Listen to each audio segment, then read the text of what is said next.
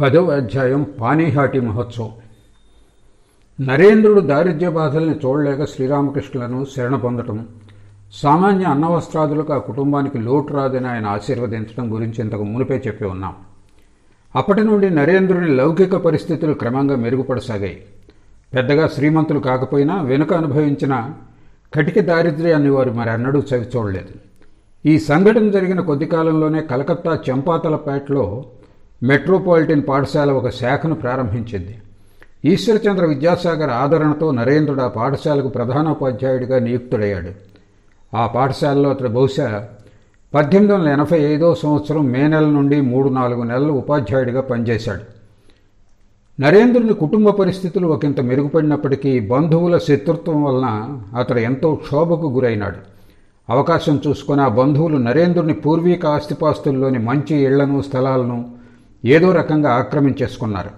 ఫలితంగా నరేంద్రుడు తన సొంత ఇంటిని వదిలిపెట్టి రామ్తను బాసు వీధిలోని తన అమ్మమ్మ ఇంట్లో నివసించవలసి వచ్చింది. న్యాయంగా తమకు చెందవలసిన ఆస్తికై ఉన్నత న్యాయస్థానంలో దావా వేశాడు. తన తండ్రికి స్నేహితుడైన నిమాయి చరణ్ బసు అనే న్యాయవాది ఈ దావాలో నరేంద్రుడికి ఎంతో సహాయం చేశాడు. ఇప్పుడు ఈ దావా వ్యవహారాన్ని చూసుకోవడంలో ఎంతో సమయం గడపవలసి వచ్చినందుకు న్యాయశాస్త్ర పరీక్షలు సమీపించడం వలన నరేంద్రుడు తన ఉపాధ్యాయ పదవికి 3-4 నెలల తరువాత రాజీనామా చేయవలసి వచ్చింది. అంతేగాక అలా రాజీనామా చేయడానికి మరో ముఖ్యమైన కారణం కూడా ఉంది. ఆ సమయంలోనే శ్రీరామకృష్ణుల కంఠంలో వ్యాధి ప్రారంభమై క్రమంగా అది ప్రకోపింపసాగింది. అందువలన గురుదేవుల చికిత్స సేవలను ఏర్పాట్లు చేయటానికై ఆయన సమక్షంలో తాను ఉండవలసిన అవసరం ఎంతో ఉంటుందని నరేంద్రుడు భావించి ఉద్యోగానికి రాజీనామా చేసి ఉంటాడు. 1885 సంవత్సరం విపరీతమైన ఎండల కారణంగా శ్రీరామకృష్ణులు ఎంతో బాధపడటం చూసి భక్తులు ఆయన్ను మంచుగడ్డను వాడమని ప్రార్థించారు. మంచుగడ్డను తిని ఆయన ఒకంత ఉపశమనం పొందడంతో భక్తుల్లో అనేకులు దక్షిణేశ్వరానికి వస్తున్నప్పుడు మంచుగడ్డలను తీసుకురాసాగారు. ఆయన కూడా షర్బత్తుల్లో మంచు ముక్కలను కలిపి త్రాగుతూ పిల్లవాళ్లే సంతోషపడేవారు. 1 లేదా 2 నెలలు మంచుగడ్డలను వాడేసరికి కంఠంలో నొప్పి ప్రారంభమైంది. బహుశా ఏప్రిల్ నెలలో మొట్టమొదటిసారి నొప్పి ప్రారంభమై ఉండవచ్చు. 1 నెల గడిచిన తర్వాత కూడా నొప్పి తగ్గలేదు. మే నెల రాగానే ఆ వ్యాధి కొత్త లక్షణాలను దాల్చింది. ఆయన ఎక్కువగా మాట్లాడినా లేదా భావసమాధి పొందినా వ్యాధి ప్రకోపింపసాగింది. జలుబు కారణంగా గొంతు లోపలి భాగం వాచిందని మొదట నిర్ణయించి ప్లాస్టర్ వేశారు. కానీ కొద్ది రోజుల తర్వాత కూడా దానివల్ల గుణం కనపడకపోవడంతో బౌబజారుకు చెందిన గొంతు రోగ నిపుణుడైన డాక్టర్ రాకాలను ఒక భక్తుడు తోడుకొని వచ్చాడు. డాక్టర్ పరీక్షించి రోగ నిర్ణయం చేసి గొంతు లోపల వెలుపల పూయటానికి ఒక లేపనాన్ని ఔషధాలను ఇచ్చాడు. శ్రీరామకృష్ణులు ఎక్కువగా మాట్లాడకుండా భావపారవశ్య స్థితిలోకి వెళ్లకుండా జాగ్రత్తగా చూసుకోమని మాతో చెప్పి వెళ్ళాడు. మెల్లగా జ్యేష్ఠమాసంలోని శుక్ల త్రయోదశి సమీపించింది. కలకత్తాకు ఉత్తరంగా గంగా తీరాన కొద్ది మైళ్ళ దూరంలోని పానీహాటి అనే గ్రామంలో ప్రతి ఏటా వైష్ణవ సంప్రదాయస్తులు ఒక ఉత్సవాన్ని జరుపుతారు. ఈ మహోత్సవం వెనుక ఒక కథ ఉంది. శ్రీ చైతన్య మహాప్రభువుల సహచరుల్లో ఒకడైన రఘునాథదాస గోస్వామి ఈ గ్రామ వాస్తవ్యుడు. ఇతడి తీవ్ర వైరాగ్య అనాసక్తతల గురించి వంగదేశంలో తెలియని వారు ఉండరంటే అతిశయోక్తి కాదు. తండ్రికి ఏకైక పుత్రుడైన రఘునాథ్ ఒకప్పుడు పరమ సౌందర్యవతి అయిన భార్యను అపార సంపదను వదిలిపెట్టి శ్రీ చైతన్యుల ఆశ్రయం పొందగోరి శాంతిపూర్కు వెళ్ళాడు. అప్పుడు చైతన్యులు, నువ్వు ఈ మర్కట వైరాగ్యాన్ని విడిచిపెట్టి నేను చెప్పేదాకా ఇంట్లోనే ఉండు అని అతన్ని ఆదేశించి ఇంటికి పంపించేశారు. చైతన్యుల ఆదేశాన్ని శిరసావహించి రఘునాథ్ ఇంటికి తిరిగి వెళ్ళాడు. కానీ సన్యసించాలనే తన తీవ్ర ఆకాంక్షను మనసులోనే దాచుకొని తండ్రికి మామకు కుటుంబ వ్యవహారాల్లో చేదోడువాదోడుగా ఉండసాగాడు. ఆ విధంగా ఇంట్లోనే కాలం గడుపుతున్నప్పటికీ అప్పుడప్పుడు చైతన్యుల సహచరులను చూడకుండా ఉండలేకపోయేవాడు. తండ్రి అనుమతితో వారి సాంగత్యంలో కొద్ది రోజులు గడిపి తిరిగి ఇంటికి వచ్చేసేవాడు. రోజులు అలా దొర్లిపోతున్నాయి. రఘునాథ్ ఇంట్లోనే ఉంటూ సంసార పరిత్యాగానికి ఎదురుతెన్నులు చూడసాగాడు. కాలక్రమంలో చైతన్యులు కూడా సన్యాసం పుచ్చుకొని నీలాచలంలో అంటే పూరీక్షేత్రంలో నివసించసాగాడు. వైష్ణవ మత ప్రచారార్థం తన సహచరుడైన నిత్యానందుడిని నియమించారు. నిత్యానందుడు చైతన్యుల ఆదేశం మేరకు గంగా తీరంలోని ఖార్దహ అనే గ్రామాన్ని తన ప్రధాన కేంద్రంగా చేసుకొని అక్కడి నుండి వంగదేశం యావత్తూ సంచరిస్తూ అసంఖ్యాకులకు వైష్ణవమత దీక్షను వసగుతూ భగవన్నామాన్ని ప్రచారం చేయసాగాడు. ఒక సందర్భంలో తన మిత్రశిష్య ఆంతరంగిక బృందంతో నిత్యానందుడు పానీహాటి గ్రామానికి వేయించేశాడు. రఘునాథ్ ఆయన్ను దర్శించడానికి వెళ్ళాడు. అటుకులు, పెరుగు, పాలు, బెల్లం, అరటిపళ్లతో పంచామృతం చేసి భగవంతునికి నివేదించి ఆ ఆహారాన్ని తమందరికీ సమర్పించమని నిత్యానందుడు అతన్ని ఆదేశించాడు. ఆ ఆదేశాన్ని తన భాగ్యంగా రఘునాథ్ ఎంచి నిత్యానందుడిని ఆ గంగా తీరాన్ని దర్శింపవచ్చిన వందలాది భక్తులందరికీ కూడా షడ్రసోపేతంగా విందు చేశాడు. ఆ ఉత్సవం ముగిసిన పిదప నిత్యానందునికి మ్రొక్కి సెలవు పుచ్చుకోవడానికి వెళ్ళినప్పుడు భావావస్థలో ఆయన రఘునాథును కౌగలించుకుని ఇలా అన్నాడు: సమయం ఆసన్నమైంది. సంసారాన్ని త్యజించి నువ్వు ఇప్పుడు పూరీక్షేత్రానికి వెళ్ళు. చైతన్య మహాప్రభువులు ఇప్పుడు నిన్ను అనుగ్రహిస్తారు. నీ ఆధ్యాత్మిక జీవిత పరిపూర్ణతకై నిన్ను సనాతన గోస్వామి శిక్షణలో నియుక్తులను చేస్తారు. నిత్యానందుని ఆ ఆదేశాన్ని విని రఘునాథ్ సంతోషంతో ఎగిరి గంతులేశాడు. ఇంటికి వెళ్ళి కొద్ది రోజులు అక్కడ ఉండి సంసారాన్ని శాశ్వతంగా పరిత్యజించి పూరీక్షేత్రానికి వెళ్ళిపోయాడు. ఈ సంఘటనను కొనియాడే నిమిత్తం ప్రతి ఏటా గంగా తీరంలోని పానీహాటి గ్రామంలో చైతన్య నిత్యానందుల పేరిట ఒక మహోత్సవాన్ని జరుపుకోవటం వైష్ణవ భక్తులకు ఆనవాయితీ. రఘునాథుల భగవదనుగ్రహం పొందగోరేవారు ఆ ఉత్సవాన్ని ఏటా జరుపుకొస్తున్నారు.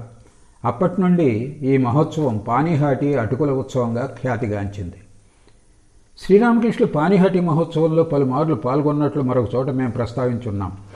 కానీ కారణాంతరాల వలన పాశ్చాత్య రీతిలో విద్యావంతులైన భక్తులు తమ వద్దకు వస్తూ ఉన్నప్పటి నుండి గత కొద్ది సంవత్సరాలుగా ఆయన ఆ ఉత్సవంలో పాల్గొనలేకపోయారు.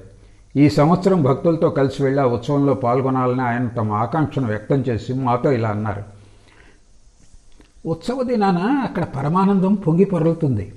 వాస్తవానికి హరినామం సరఫరా చేసే అంగడి ఆ రోజు అక్కడ తెరిచి ఉంటుంది. మీ యంగ్ బెంగాల్ అటువంటిది ఎన్నడూ చూసి ఉండదు. పోయి చూద్దాం రండి. రామచంద్రదత్త తదితర భక్తులు ఆయన ప్రతిపాదనకు హర్షించినప్పటికీ శ్రీరామకృష్ణుల గొంతు నొప్పిని జ్ఞాపకం చేసుకుని వారిలో కొందరు అలా వెళ్లకుండా ఆయన నివారింప ప్రయత్నించారు. వారిని సంతృప్తిపరిచే ఉద్దేశంతో ఆయన ఇలా అన్నారు: ఉదయాన్నే ఇక్కడ కాస్త తింటాను, అక్కడ 1-2 గంటలు గడిపి తిరిగి వచ్చేద్దాం. అలా చేస్తే పెద్దగా హాని ఏం జరగదు. భావపారవస్యం అధికరిస్తే గొంతు నొప్పి కూడా అధికమవుతుంది. కనుక ఆ విషయంలో ఇక్కడ జాగ్రత్త వహిస్తే ఏ బాధ ఉండదు. ఆయన పలుకులతో అన్ని అభ్యంతరాలు గాలి కొట్టుకుపోయాయి. భక్తులు పానీహాటి ప్రయాణానికి ఏర్పాట్లు చేయసాగారు.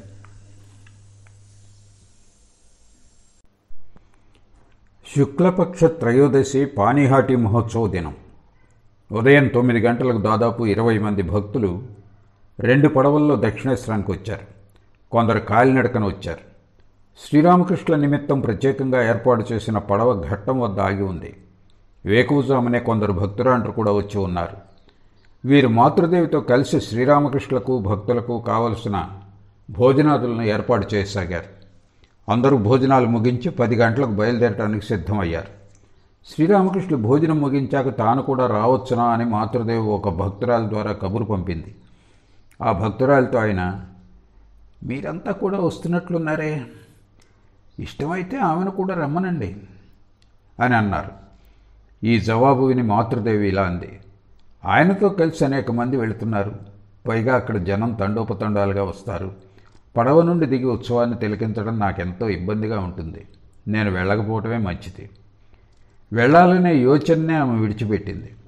శ్రీరామకృష్ణులతో కలిసి వెళ్లే 2-3 భక్తురాండ్రకు భోజనం పెట్టి ఆయన వెళ్లే అదే పడవలోనే వెళ్ళమని వారితో చెప్పింది.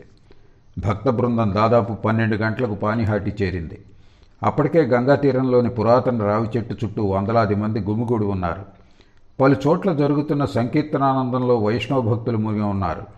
కానీ అలా ఉన్నప్పటికీ వారిలో అనేకులు సంకీర్తనలో తన్మయులైనట్లు కానరావటం లేదు. ప్రతి చోట ఒక రకమైన నిర్జీవ సంకీర్తనగానే కానవస్తున్నది.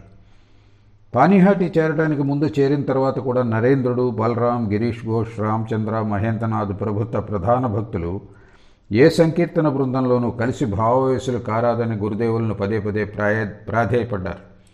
ఎందుకంటే ఆయన అలా చేస్తే భావపారవస్యం కలగటం అనివార్యమై గొంతు నొప్పి అధికరించడం తథ్యం.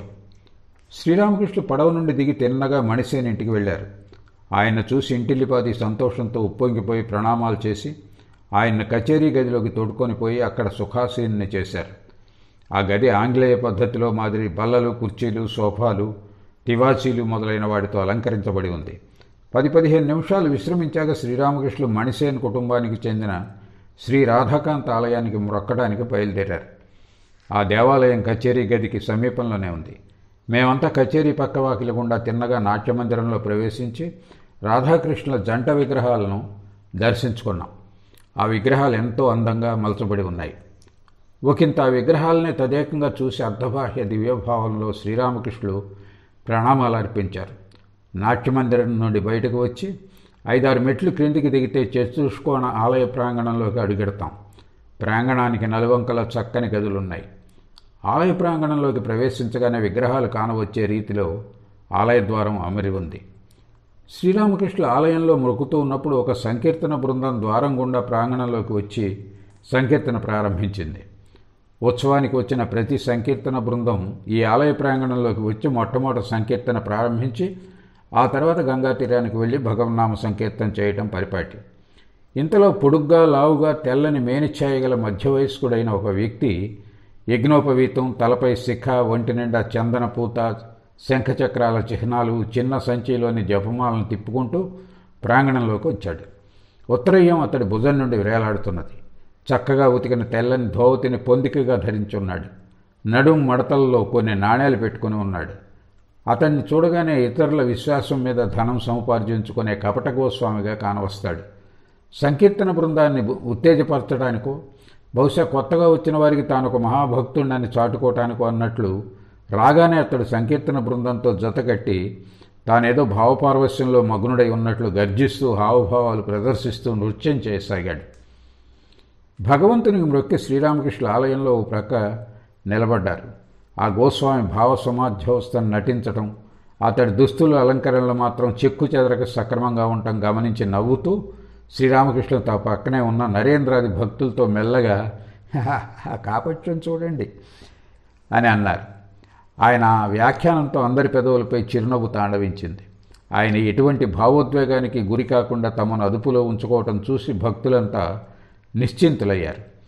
కానీ మరుక్షణమే కన్ను మూసి తెరిచేంతలో ఎప్పుడు ఎలా జరిగిందో భక్తులు అవగతం చేసుకోవటానికి మునిపే శ్రీరామకృష్ణుడు ఒక్క గెంతుతో సంకీర్తన బృందం మధ్యలో దూకి భావావస్థలోకి జారిపోయి పూర్తిగా బాహ్య స్మృతిని కోల్పోయారు. వెంటనే భక్తులు నాట్యమందిరం నుండి పరుగున వచ్చి ఆయన చుట్టూ నిలబడ్డారు. ఇక గురుదేవులు మధ్య మధ్యలో పాక్షికంగా బాహ్య స్మృతిని పొంది సింహం మాదిరి అంగలు వేస్తూ నృత్యం చేయసాగారు. ఇంతలో బాహ్య స్మృతిని మళ్లీ పూర్తిగా కోల్పోయి నిశ్చేష్టులై నిలబడిపోసాగారు. ఆధ్యాత్మిక భావోద్వేగ ప్రభావంలో లయానుసారంగా త్వరితగతిలో ముందుకు వెనుకకు అడుగులు వేస్తూ ఆయన నృత్యం చేయసాగారు. పరమానంద సాగరంలో మహానందంగా ఈదుతున్న చేపలా కనిపించారు. ఆయన ప్రతి అవయవ కదలిక ఆ విషయాన్ని స్పష్టంగా సూచిస్తున్నది. సౌందర్యము, కోమలత్వము మధురంగా సామరస్యం పొంది అత్యంత స్వాభావికంగా విచ్చలవిడిగా అభివ్యక్తం అవుతున్న ఆ దివ్యానందాన్ని మాటల్లో వర్ణించడం అసాధ్యం. నానావిధ హావభావ సమన్వితమైన స్త్రీల, పురుషుల అద్భుత నృత్యాలనెన్నో మేము తిలకించి ఉన్నాం. కానీ దివ్య భావావేశంలో తన్మయులై తాండవ నృత్యం చేస్తున్నప్పుడు శ్రీరామకృష్ణుల దేహంలో సౌందర్యము, శక్తి ఎలా సమన్వయం చెంది ఉంటాయో దానిలో శతాంశం కూడా మేము మరెక్కడా తిలకించలేదంటే అతిశయోక్తి కాదు. దివ్య భావోద్వేగంలో జనించిన పరమానందంతో పొంగి పొరలుతున్న ఆయన దేహం సత్వర అంగలతో ముందు వెనుకలకు ఊగుతూ ఉన్నప్పుడు అది ఘనపదార్థంతో చేయబడింది కాదని, బ్రహ్మానంద సాగరంలో ఉవ్వెత్తున లేచి మరుక్షణమే ఆ సాగర జలాల్లో లయమైపోయే తరంగం అని చూపరులకు తోస్తున్నది. అసలు నకిలీల మధ్య ఉన్న హస్తి మత్స్యకాంతరాన్ని ఎవరికి వివరించవలసిన అవసరం లేకపోయింది. ఇక ఆ కీర్తన బృందం ఆ గోస్వామి వైపు కన్నెత్తైనా చూడకుండా శ్రీరామకృష్ణులను పరివేష్టించి నూరింతల సమధికోత్సాహంతో పాడసాగింది. దాదాపు అరగంట సేపు ఇలా గడిచిన తర్వాత శ్రీరామకృష్ణులు దాదాపు మామూలు స్థితికి రావటం గమనించి ఆ సంకీర్తన బృందం మధ్య నుండి ఆయన్ను తోడ్కొని పోవడానికి భక్తులు ప్రయత్నించారు. శ్రీ చైతన్యుల సహచరుడైన రాఘవ పండితుడు అనునిత్యం తన ఇంట్లో అర్చించిన దైవ విగ్రహాలు సాలగ్రామం ఆ స్థలానికి 1 మైలు దూరంలో ప్రతిష్ఠితమై ఉన్నాయి. ఆ విగ్రహాలను దర్శించుకొని వాటికి మ్రొక్కి తదుపరి తమ పడవల వద్దకు వెళ్లాలని భక్తులు నిర్ణయించారు. అందుకు శ్రీరామకృష్ణులు సమ్మతించి భక్తులతో మణిసేన్ దేవాలయం నుండి బయలుదేరారు. కానీ ఆ కీర్తన బృందం మాత్రం విడిచిపెట్టకుండా శ్రీరామకృష్ణుల వెనకే రాసాగింది. మహోత్సాహంతో భగవన్నామ సంకీర్తన చేస్తూ వారు ఆయన్ను అనుసరించారు. శ్రీరామకృష్ణులు కొన్ని అడుగులు ముందుకు వేశారో లేదో భావావస్థలో మగ్నులై నిశ్చలంగా నిలబడిపోయారు. పాక్షిక బాహ్యస్మృతి పొందిన తరువాత భక్తులు ఆయన్ను ముందుకు నడవమని ప్రార్థించారు. 4-5 అడుగులు ముందుకు వేయగానే మళ్ళీ ఆయన భావపారవశ్యులయ్యారు. పదే పదే ఇలా ఆయనకు భావావస్థ కలగడం వల్ల భక్తులు అతి నెమ్మదిగా ముందుకు కదలవలసి వచ్చింది. భావ సమాధ్యావస్థలో ఆ రోజు శ్రీరామకృష్ణ దేహంలో కానవచ్చిన దివ్య ప్రకాశాన్ని, సౌందర్యాన్ని మేం మరెక్కడ చూసినట్లు గుర్తులేదు. ఆ దివ్య పురుషుని అద్భుత సౌందర్యం వర్ణాతీతం. ఆధ్యాత్మిక భావోద్వేగ ప్రభావంలో క్షణమాత్రాన మనిషి దేహంలో అటువంటి మార్పు కలుగుతుందని మేం కనీసం ఎన్నడూ ఊహించినైనా ఊహించలేదు. నిత్యం మేము చూస్తున్న గురుదేవులు మరింత పొడవరిగా, కలలో కానవచ్చేట్లు అతి తేలిక దేహధారిగా కనిపించారు. ఆయన చామన ఛాయ వర్ణం గౌరవర్ణంతో ప్రకాశించసాగింది. దివ్యభావంలో తేజరిల్లుతూ అపూర్వమైన చిరునవ్వుతో గురుదేవుల ముఖారవిందం ఇప్పుడు అలౌకిక శాంత్యానంద కారుణ్యాలను సంతరించుకొని దేదీప్యమానంగా ప్రకాశిస్తూ నలువంకల కాంతిపుంజాలను వెదజల్లుతూ ఉన్నది. ఆ దృశ్యాన్ని చూసి మంత్రముగ్ధమైన ఆ జనసమూహం ఇతర విషయాలన్నిటినీ మర్చిపోయి తనకు తెలియకుండానే ఆయన్ను అనుసరించసాగింది. ఆయన ధరించిన గౌరవర్ణ పట్టువస్త్రం ఆయన మేనిఛాయతో ఒకటైపోయి అగ్నిజ్వాలలో ఆవరించిన వ్యక్తిలా భ్రమింపజేస్తున్నది. శ్రీరామకృష్ణులు మణిబాబు దేవాలయం నుండి వీధిలోకి రాగానే సంకీర్తన బృందం ఆయన దివ్య సౌందర్యాన్ని, మనోహర నృత్యాన్ని, పదే పదే కలుగుతున్న ప్రగాఢ భావపారవస్యాన్ని చూశారు. ఆ దృశ్యం వారి ఉత్సుకతను తారాస్థాయికి కొనిపోగా వారు పాడనారంభించారు. సురనదీ తీరాన హరినామాన్ని గానం చేస్తున్నదెవరో, ప్రేమ ప్రదాత నితాయి వచ్చినట్లుగా ఉంది. హరి అని గానం చేస్తున్నది, జై రాధ అని జయ జయధ్వానాలు చేస్తున్నది ఎవరో, ప్రేమ ప్రదాత నితాయి వచ్చినట్లుగా ఉంది. దివ్య ప్రేమ ప్రదాత నితాయి అర్థించినట్లుగా ఉంది. మన నితాయి ప్రేమ ప్రదాత వచ్చాడు. అతడు లేకుండా మన మనస్సులు ఎలా ఉపశమిస్తాయి? ప్రేమ ప్రదాత మన నితాయి ఇక్కడికి వచ్చాడు. ఆ చివరి చరణాన్ని సంకీర్తన బృందం వారు గానం చేస్తున్నప్పుడు తమ వ్రేళ్లతో శ్రీరామకృష్ణులను చూపుతూ, ఇదిగో మన ప్రేమ ప్రదాత అంటూ పదే పదే పాడుతూ మహదానందంతో నృత్యం చేయసాగారు. వారి ఉత్సుకత, ఉత్సవాన్ని తిలకింపవచ్చిన 50 మందిని ఆకర్షించగా వారంతా అక్కడికి రాసాగారు. అక్కడికి వచ్చి శ్రీరామకృష్ణులను చూసి వారంతా ముగ్ధులై మహోత్సాహంతో సంకీర్తన బృందంతో జతకట్టారు. లేదా వర్ణనాతీతమైన దివ్య భావోద్వేగం తమ హృదయాల్లో ఉత్పన్నం కావడంతో విస్మయం చెంది స్థాణువులై రెప్పవాల్చకుండా ఆయన్నే చూడసాగారు. ఆ సంకీర్తన బృందం ఉత్సుకత క్రమంగా అక్కడున్న ఎల్లరినీ ఆవరించడమే కాకుండా కొన్ని సంకీర్తన బృందాలను కూడా ఆకట్టుకుంది. ఆ బృందాల వారు అక్కడికి వచ్చి ఆ బృందంతో జతకట్టారు. ఆ విధంగా భావపారవస్యమగ్నులై ఉన్న శ్రీరామకృష్ణుల పెద్ద జనసమూహం పరివేష్టించింది.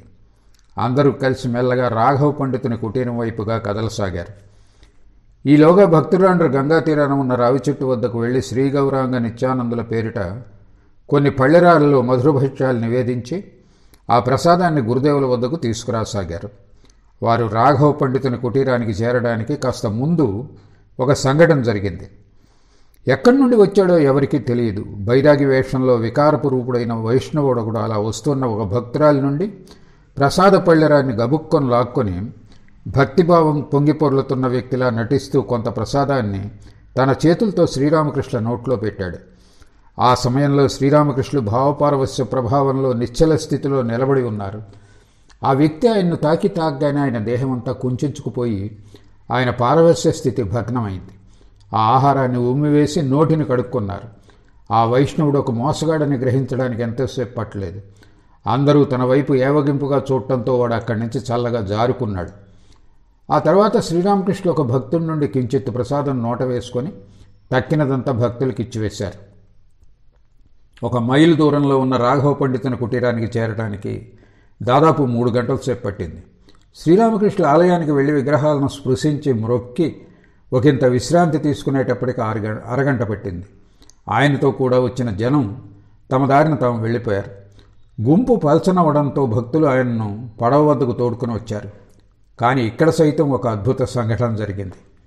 శ్రీరామకృష్ణులు ఉత్సవానికి వచ్చారని తెలిసి కొన్నగర్ వాస్తవ్యుడైన నవచైతన్య మిత్ర ఆయన కోసం ఆతురతతో అక్కడ ఇక్కడ వెతకసాగాడు. ఇప్పుడు బయలుదేరనున్న పడవలో శ్రీరామకృష్ణులు కూర్చుని ఉండటం చూసి అతడు పిచ్చివాళ్లే పరిగెత్తుకుంటూ ఆయన వద్దకు వచ్చాడు. ఆయన కాళ్ళ మీద పడి, ప్రభువు నన్ను అనుగ్రహించు అంటూ హృదయోద్వేగాన్ని ఆపుకోలేక విలపించసాగాడు. అతడి వ్యాకులతకు, హృదయపూర్వక ప్రార్థనకు స్పందించి దివ్యభావంలో ఆయన నవచైతన్యాన్ని స్పృశించారు. ఆ స్పర్శ ఫలితంగా అతడికి ఎటువంటి దివ్య దర్శనం కలిగిందో తెలియరాలేదు, కానీ త్రుటిలో అతడి ఆవేదన మాత్రం పట్టరాని సంతోషంగా మారిపోయింది. బాహ్య స్మృతిని కోల్పోయిన వ్యక్తిలా ఆ పడవలో నవచైతన్య విశృంఖల నృత్యం చేయసాగాడు. శ్రీరామకృష్ణుల మహత్వాన్ని స్తుతుల రూపంలో శ్లాఘిస్తూ పదే పదే ఆయనకు మ్రొక్కసాగాడు. కొంతసేపు ఈ విధంగా గడిచాక గురుదేవులు అతడి వీపును నిమిరి అనునయిస్తూ అతడికి పలు ఉపదేశాలు ఇచ్చారు. నవచైతన్య ఇంతకు మునుపు శ్రీరామకృష్ణులను అనేకసార్లు దర్శించాడు, కానీ ఆయన అనుగ్రహాన్ని పొందలేదు. నేడు ఆయన అనుగ్రహం పొంది తరించాడు.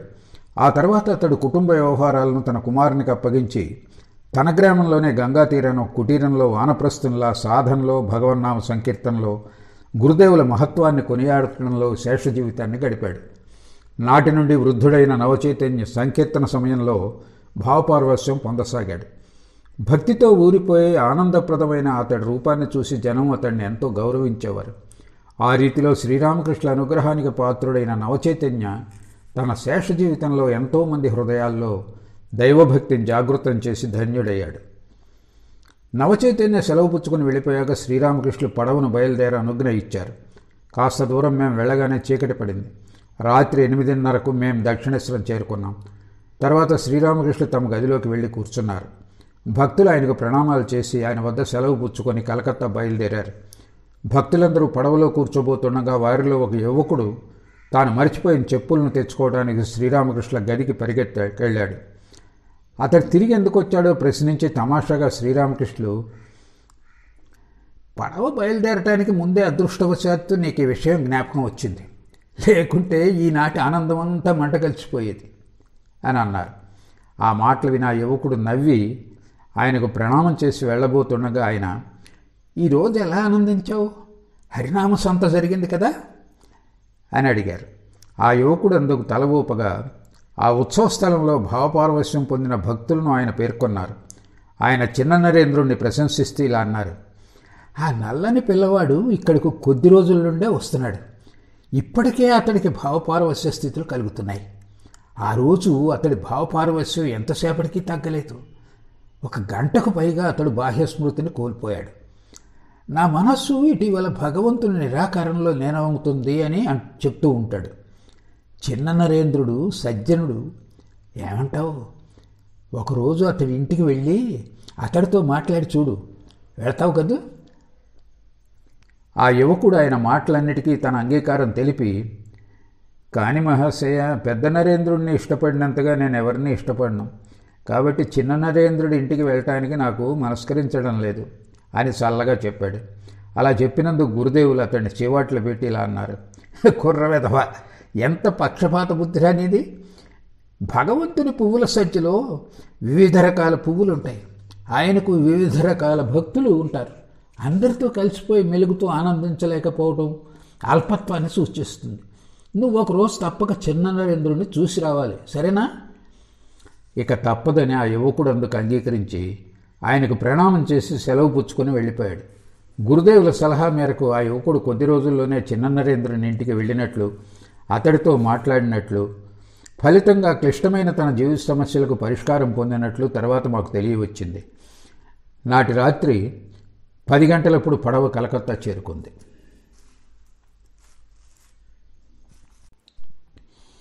ఆనాటి రాత్రి భక్తురాండ్రు మాతృదేవి వద్దే ఉండిపోయారు. మర్నాడు స్నానయాత్రోత్సవము, అట్లే కాళికాలయ ప్రతిష్టాపన వార్షికోత్సవము కావటం వలన ఆ ఉత్సవ వేడుకలను తిలకించిన తరువాత కలకత్తాకు తిరిగిపోవడానికి వారు నిర్ణయించుకున్నారు. రాత్రి భోజనం చేస్తూ పానీహాటీ ఉత్సవం గురించి ప్రస్తావిస్తూ శ్రీరామకృష్ణులు ఒక భక్తురాలతో ఇలా అన్నారు, జనం తండోపతండాలుగా వచ్చారు. పైగా భావపారవస్యం కారణంగా అందరి దృష్టి నా మీదే ఉండిపోయింది. మాతృదేవిని సూచిస్తూ, ఆమె రాకపోవటం మంచిదే అయింది. ఆమెను జనం నా పక్కన చూసి ఉంటే తప్పకుండా హంస హంసి వచ్చారని వ్యాఖ్యానించి ఉండేవారు. ఆమె ఎంతో వివేకవంతురాలు. హంస అనే పదానికి ఉత్కృష్ట సన్యాసి అనే అర్థం కూడా ఉంది. హంస హంసి అంటే మగహంస ఆడహంస అనే వ్యంగ్యార్థంలో ఆయన చెప్పారు. మాతృదేవ అసాధారణ తెలివితేటలకు మరొక ఉదాహరణగా ఆయన ఇలా కొనసాగించారు. మార్వాడి భక్తుడు లక్ష్మీనారాయణ 10,000 రూపాయలు కానుకగా ఇవ్వగోరినప్పుడు నా తలను ఎవరో రంపంతో పరపరా కోస్తున్నట్లు అనిపించింది. అమ్మా, ఇంతకాలం తర్వాత కూడా నన్ను ప్రలోభానికి గురిచేసి చూస్తున్నావా అని అమ్మని అడిగాను. ఆమె మనస్సును పరీక్షించే ఉద్దేశంతోనే ఆమెను పిలిపించి, ఇలా చూడు, అతడు పెద్ద మొత్తం ఇవ్వ చూస్తున్నాడు. నేను అందుకు అంగీకరించనందున ఆ మొత్తాన్ని నీకిద్దామనుకుంటున్నాడు. నువ్వు పుచ్చుకోవచ్చు కదా, ఏమంటావు అని అడిగాను. ఆ మాటలు విన్న తక్షణమే ఆమె ఇలా అన్నది, నేనెలా పుచ్చుకుంటాను? ఆ పైకం ఎన్నటికీ పుచ్చుకోను. ఒకవేళ ఆ పైకం నేను పుచ్చుకున్నా మీ సేవల అవసరాల నిమిత్తం మాత్రమే దాన్ని వినియోగించవలసి ఉంటుంది. అంటే ఆ పైకం మీరు పుచ్చుకున్నట్లే అవుతుంది కదా. మీ వైరాగ్యాన్ని చూసే లోకులు మీ పట్ల భక్తి ప్రపత్తులు చెల్లిస్తున్నారు. కాబట్టి ఏ విధంగానూ ఆ పైకం పుచ్చుకోవటం అసంభవం. ఆమె జవాబు విని బ్రతుకు జీవుడా అనుకున్నాను. శ్రీరామకృష్ణ భోజనం చేసిన తర్వాత భక్తురాండ్రు నహబత్తులోని మాతృదేవి వద్దకు వెళ్ళి గురుదేవులు ఆమెను గురించి చెప్పిన విషయం ఆమెకు తెలిపారు. ఆ విషయం విని ఆమె ఇలా అన్నది, ఉదయం ఆయన కబురు పంపిన తీరును బట్టే నేను పానీహాటీకి వెళ్ళడం ఆయనకు మనస్ఫూర్తిగా ఇష్టం లేదని గ్రహించాను. లేకపోతే తప్పకుండా రావచ్చు అని చెప్పేవారు. కానీ వెళ్ళాలా వద్దా అనే నిర్ణయాన్ని నాకే వదిలేసి రాగోరితే రావచ్చు అని ఎప్పుడన్నారో అప్పుడే పోవటం సబబు కాదని నిర్ధారణ చేసుకున్నాను. శరీరంలో విపరీతమైన మంట కారణంగా నాటి రాత్రి శ్రీరామకృష్ణకు నిద్ర పట్టలేదు.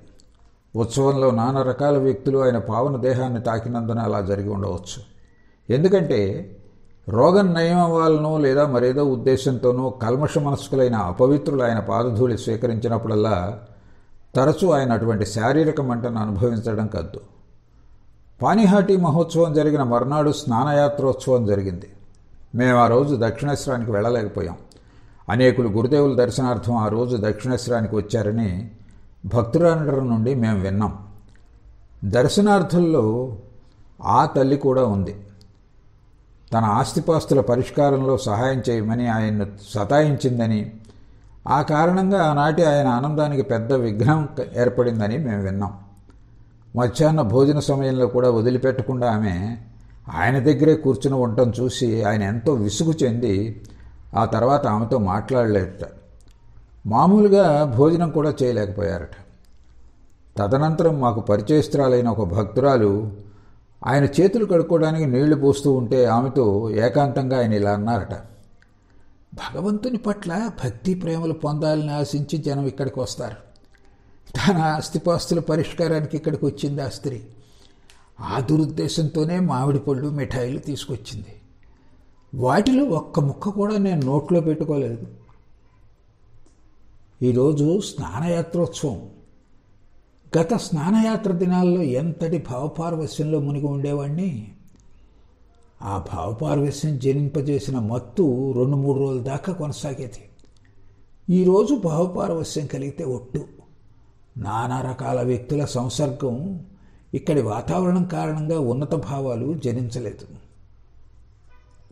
ఆ తల్లి నాటి రాత్రి కూడా దక్షిణేశ్వరంలో ఉండిపోవడంతో శ్రీరామకృష్ణులు విసుగు రాత్రి సైతం ఉపశమించలేదు. రాత్రి భోజనం చేస్తున్నప్పుడు ఒక భక్తురాలతో ఆయన ఇలా అన్నారు, ఇంతమంది స్త్రీలు ఇక్కడ గుమిగూడటం మంచిది కాదు. మధురబాబు కుమారుడు త్రైలోక్యుడు ఇక్కడే ఉన్నాడు. దీన్ని చూసి అతడు ఏమనుకుంటాడు? అప్పుడప్పుడు ఏదో ఒకరిద్దరు వచ్చి 1-2 రోజులు బస చేసిపోతే పర్వాలేదు, కానీ గుంపుగా ఉండిపోతే ఎలా? ఆడవాళ్ల రద్దీని నేను భరించలేను. తమ కారణంగా శ్రీరామకృష్ణులు బాగా విసుగు చెంది ఉన్నారని గ్రహించి భక్తులు అందరూ ఖిన్నులై తెల్లవారిగానే కలకత్తాకు తిరిగి వెళ్ళిపోయారు. కాళికాలయంలో విశేష పూజ, యాత్ర, నైవేద్యాదులతో స్నానయాత్రోత్సవం నాడు ఎంతో వైభవంగా జరిగింది. కానీ భక్తులు పై కారణంగా పెద్దగా ఆనందించలేకపోయారు. ఎడతెగకుండా ఉన్నత భావభూముల్లో నెలకొని ఉంటున్నప్పటికీ దైనందిన జీవితంలో జరిగే ప్రతి విషయాన్ని ఆయన ఎంత నిశితంగా గమనించేవారు భక్తుల హితవు కోసం ఆయన వారిని ఎలా శాసిస్తూ నిర్దేశిస్తూ ఉండేవారో పై సంఘటన నుండి పాఠకులు కొంతమేరకు అర్థం చేసుకోవచ్చు.